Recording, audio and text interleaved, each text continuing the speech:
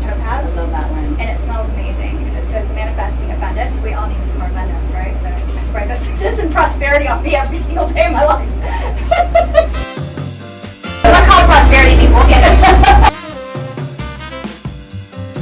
So one of the cool things about Topaz is that it has, I think of this one, it does have a little bit of a clearing and manifesting function.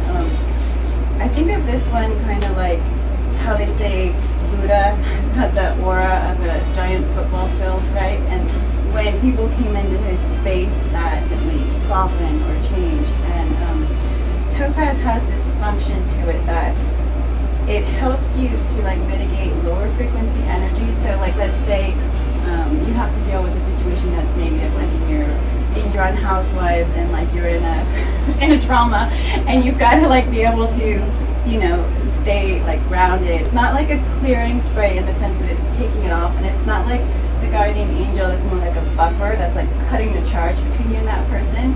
But it highlights the part of your energy that has the ability to just like project your own light. Think of it like having a little bit of fire in your outer aura. Think like a little sunlight, so it's like melting it off before it gets in.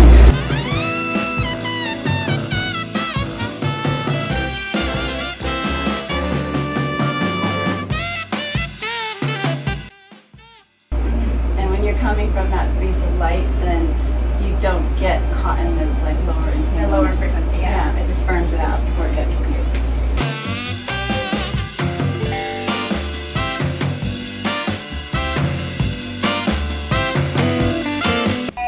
Questions for me, please ask me. Jayme's really busy. I know it's not as much as her, but she does make herself available. But we'll also have the discount code below, so you can try these essences, and believe me, you will be a huge fan once you do.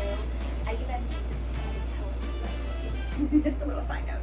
Thanks for watching. Thank you.